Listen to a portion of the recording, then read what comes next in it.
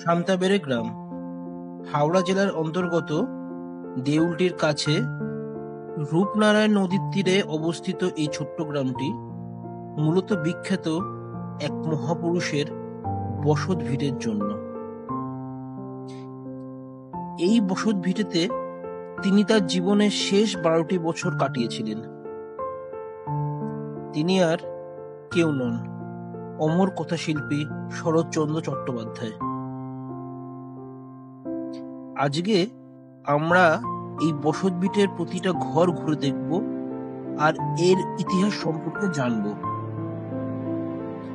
আমরা আহারে বিহারের পক্ষ থেকে কথাশিল্পী শরৎচন্দ্র চট্টোপাধ্যায়ের কুটি বাড়িটি ঘুরে দেখব এবং আপনাদের কিছু দৃষ্টান্ত তুলে ধরার চেষ্টা করব। তো চলুন শুরু করি।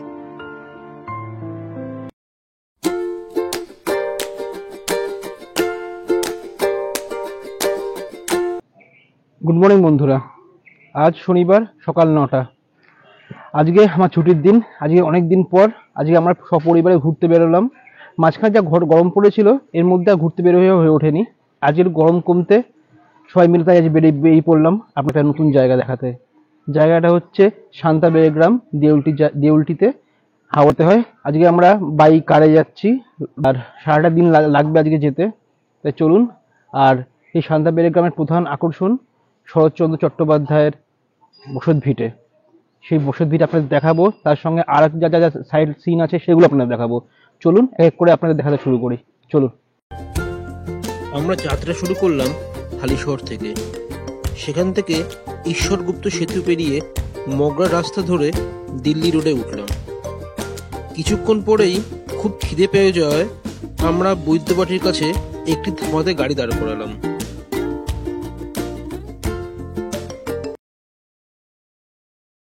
গাইজ, আমরা এখন এসেছি বৈদ্যবাটি মোড়ে NH2-তে ব্রেকফাস্টের জন্য। তো দেখতে থাকুন কি কি ব্রেকফাস্ট অর্ডার করেছি, সেগুলো আসলে আপনাদের অবশ্যই দেখাবো। ব্রেকফাস্টে আমরা অর্ডার করেছিলাম আলুর পরোটা, ব্রেড বাটার আর অমলেট। প্রতিটা খাবারই খুবই সুন্দর এবং রিজনেবল প্রাইস। তো আমরা এখন খাওয়া দাওয়ার পর্ব শেষ করে আমরা আবার আমাদের জার্নি স্টার্ট করলাম। গাড়ি করে যেতে আমাদের লাগবে মোটামুটি 2 থেকে 3 ঘন্টা। আপনারা ট্রেনে করেও এই সান্তাবেড়ে গ্রামে চলে আসতে পারেন। ট্রেনে করে আসতে হলে আপনাদের হাওড়া থেকে যে কোনো লোকাল ট্রেনে চড়ে নামতে হবে দেউলটি স্টেশনে। সেখান থেকে অটো বা টোটো করে আপনারা চলে আসতে পারেন এই সান্তাবেড়ে গ্রামে। দেউলটির কাছাকাছি পৌঁছতেই আকাশে ঘন কালো মেঘ দেখা দিল, আর সান্তাবেড়ে গ্রামে পৌঁছতেই মুষলধারে বৃষ্টি শুরু হলো। সেই বৃষ্টির জল মাথায় নিয়েই আমরা পৌঁছে গেলাম শরৎচন্দ্রের বসত ভিটেতে।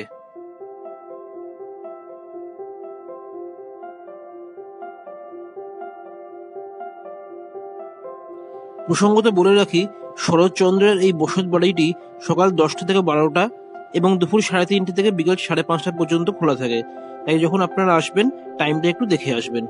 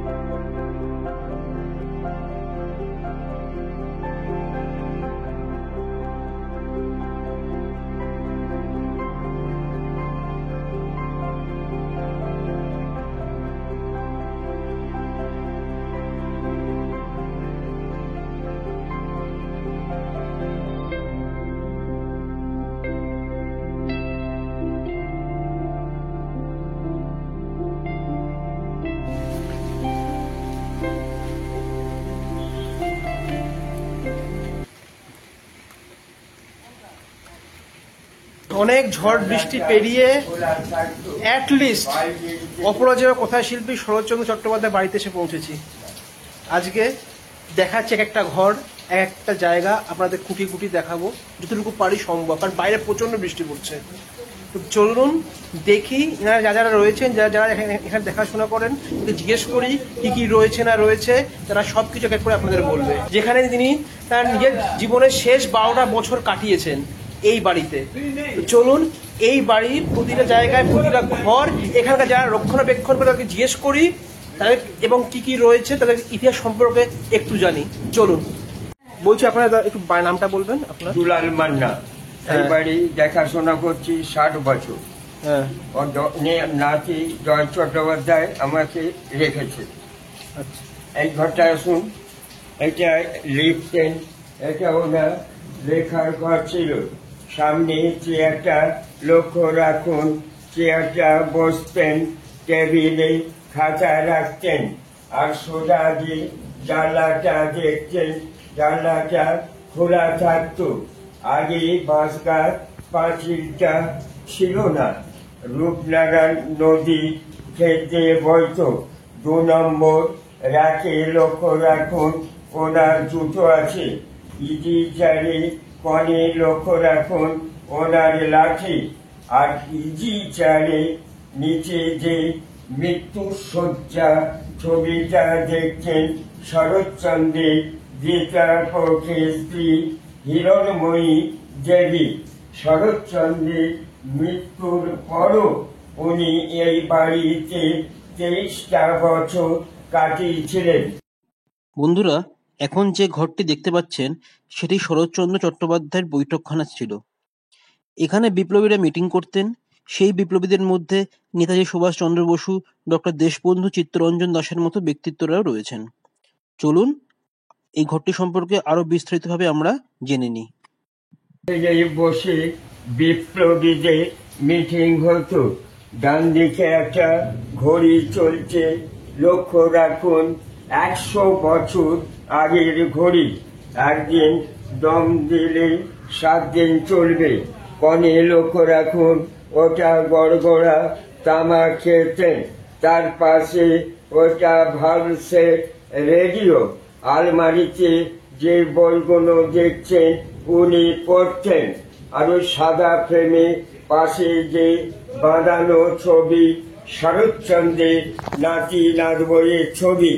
আয়নাটা লক্ষ্য রাখুন, ওটা সেই সময় বেলজিয়াম কাঁচের আয়না। আর এই সোফাটায় উনি বসতেন। এটা বৈঠকখানা ছিল। আমার নাম টুবাইপতি। আমরা বংশ পরম্পরা ধরে এবারই দেখাশোনার দায়িত্বে রয়েছে। ওনার নাতি থাকেন কলকাতা পাসবাই, নাতির নাম জয় চট্টোপাধ্যায়। উনি আমার বাবার উপরে এবারই টোটাল দায়িত্ব দিয়ে রেখেছেন। এইটা হচ্ছে চিকিৎসা ঘর। উনি বিনা পয়সায় গরিব দুঃখীতে হোমিওপ্যাথি চিকিৎসা করতেন। চরকা রয়েছে লক্ষ্য রাখুন। হাওড়া জেলা কংগ্রেসের প্রেসিডেন্ট ছিলেন, তখন জাতীয় কংগ্রেসের সিম্বলটা যে চরকা, ওই যে ইজি চেয়ারটা রয়েছে উনি বসে চিকিৎসা করতেন। আর এই যে খাঁচা রয়েছে, এই খাঁচাতে উনি ময়ূর পুষতেন। এখন ময়ূর রাখা নিষেধ, তাই ময়ূর রাখা হয় না এই খাঁচাতে, উনি ময়ূর পুষতেন। এখানে ঠাকুর রয়েছে লক্ষ্য রাখুন, রাধাকৃষ্ণ ঠাকুর শ্বেত পাথরের মূর্তি। চিত্তরঞ্জন দাস যখন দেশের উদ্দেশ্যে অ্যারেস্ট হয়ে গেছিলেন, ওনাকে দিয়ে গেছিলেন। সেই ঠাকুরটা আজ নিত্য পুজো হয়, চিত্তরঞ্জন দাসের বাড়ির ঠাকুর। আলমারিতে ওষুধ রয়েছে লক্ষ্য রাখুন। রাধাকৃষ্ণ ঠাকুরের পাশে ওটা লক্ষ্মীর হাঁড়ি রয়েছে, সোজা লক্ষ্য রাখুন। রাধাকৃষ্ণ ঠাকুরের পাশে ওটা লক্ষ্মীর হাঁড়ি। এটা হচ্ছে ধানের গোলা, ধান থাকতো। আর কালীর চালের ঘরটা হচ্ছে ঠাকুর ঘর। তখনকার দিনে বাথরুম বাড়ির বাইরে। এইখানে রান্নাঘর ছিল, দোতলা 78 বনের রান্নাঘরটা পড়ে যায়, তারপর রান্নাঘরটা তৈরি হয়নি, এই ফাঁকা জায়গাতে। আর এই যে সিস্টেমটা হচ্ছে ভাতের ফ্যান গরমের জন্য সিস্টেম। এই ড্রেনটাকে উবনার নদীর সাথে যোগাযোগ ছিল।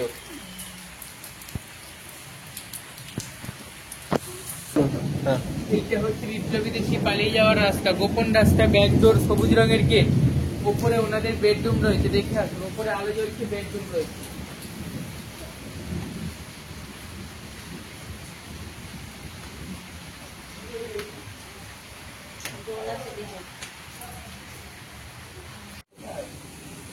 তো বন্ধুরা, আমি কখনো ভাবতে পারিনি যে শরৎচন্দ্র চট্টোপাধ্যায়, মানে অমর কথা শিল্পী শরৎচন্দ্র চট্টোপাধ্যায়, তিনি যার জীবনের শেষ 12টি বছর এখানে কাটিয়েছেন, তার বাড়ির দোতলার দালানে এইভাবে দাঁড়িয়ে থাকতে পারবো। আমার সত্যি মানে স্বপ্ন পূরণ হয়ে গেল যাকে বলে। সত্যি কল্পনা করতে পারছি না যে এই বৃষ্টি ঝড় জলের মধ্যেও আমি আসতে পেরেছি, এসে এমন একজন মহাপুরুষের বাড়ির দালানে, দোতলার দালানে দাঁড়িয়ে আছি, যেখানে যে এমন এমন বেডরুমের সামনে দাঁড়িয়ে আছে যেখানে বিপ্লবীরা এসে কাটিয়ে গেছেন, বিপ্লবীরা এসে এখানে নিচের বৈঠকখানায় যে বা পড়ার ঘর যেগুলো আপনার দেখালাম সেখানে বিপ্লবীরা এসে মিটিং করতেন। তো এই সমস্ত জিনিসের সাক্ষী হতে পেরে সত্যি আমি খুব গর্ব অনুভব করছি। দোতলার দালানে যে সমস্ত ঘরগুলি রয়েছে, এই ঘরগুলি বিপ্লবীদের শয়নকক্ষ ছিল। বিপ্লবীরা যখন নদীপথে এসে এই বাড়িতে আশ্রয় নিতেন, তখন তারা এই ঘরগুলোতেই এসে থাকতেন। ঘরগুলি এখন তালাবন্ধ, তাই বাইরে থেকেই যতটুকু পারি দেখানোর চেষ্টা করলাম।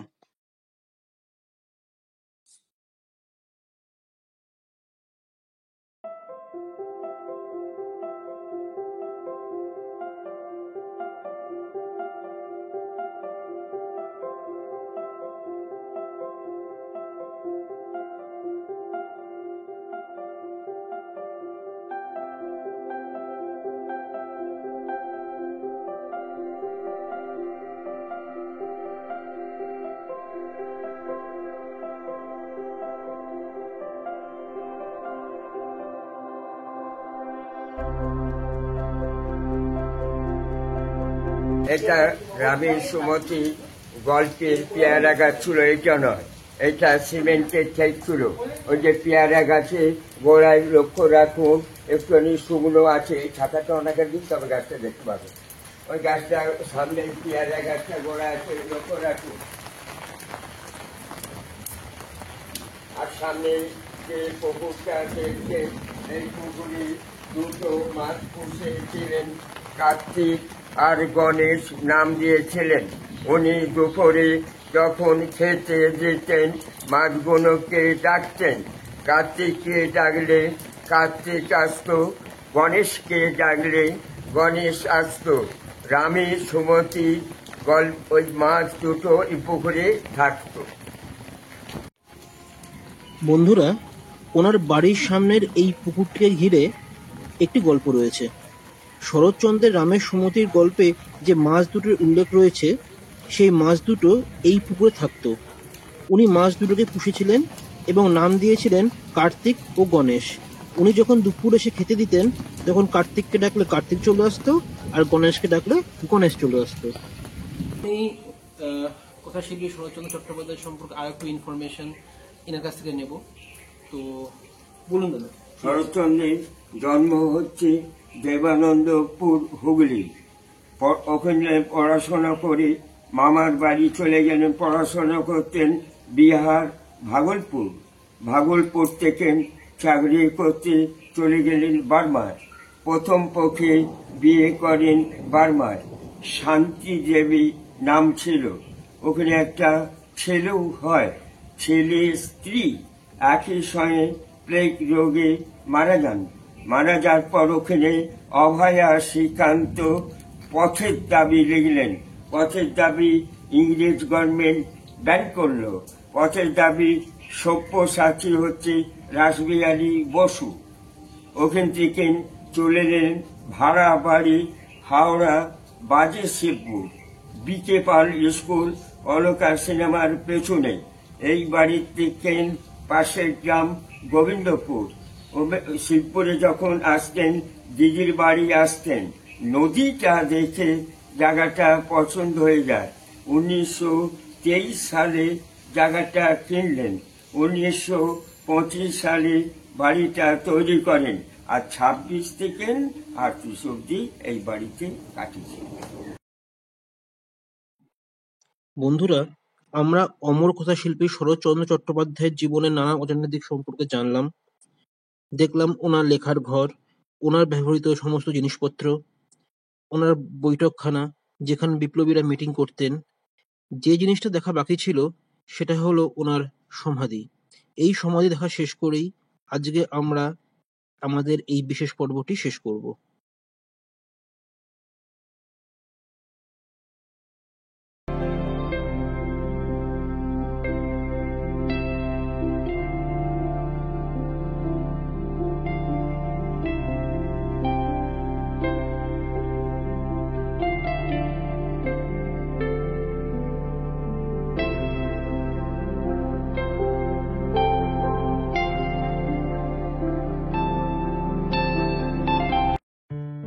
বন্ধুরা, আপনারা যদি এই সামতাবেড়ে গ্রামে এসে থাকতে চান বা রূপনারায়ণ নদী তীরে এসে পিকনিক করতে চান, তাহলে এখানে যারা দেখাশোনা করছেন তাদের সঙ্গে যোগাযোগ করতে পারেন। আমার সাথে যোগাযোগ করতে হলে আমার যোগাযোগের নাম্বারটি হলো 8537998629। যারা রূপনারায়ণ নদীতে পিকনিক ও হোমস্টের জন্য যোগাযোগ করতে পারেন। সো গাইস, এখন আমাদের ফেরার পালা। এই শরৎচন্দ্র চট্টোপাধ্যায় জীবনের 12টা বছর, শেষ 12টা বছর যেখানে কাটিয়েছেন, সেখানটা ঘুরে দেখলাম। কখনো স্বপ্ন ভাবতে পারিনি যে এখানে আসতে পারবো। অনেকদিন আসার প্ল্যান করা হয়েছিল, আজকে এলাম, ঘুরে প্রচন্ড ভালো লাগলো। আজকে তোমার কেমন লাগলো? আপনারাও একবার এখানে সবাই মিলে আসবেন, পরিবারের সবাইকে নিয়ে। এখানে অনেক কিছু জানার আছে আর অনেক কিছু তথ্যও আপনারা জানতে পারবেন। তো আপনারা একবার হলেও এখানে আসবেন। তো হ্যাঁ, এখানে একবার হলো এখানে ঘুরে যাবেন। জায়গাটা সম্পর্কে লোকেশন আমাদের ভিডিও ডেসক্রিপশন বক্সে দেওয়া থাকবে, কোনো অসুবিধা হবে না। তো এখন আমরা বিদায় নিয়ে আমাদের আজকের মতন ব্লগটা এখানে এন্ড এন্ড করলাম। করি। আর প্লিজ চ্যানেল সাবস্ক্রাইব করুন, ভিডিওটাকে লাইক করুন, শেয়ার করুন, আর আমাদের এইভাবে পাশে থাকুন। Thank you.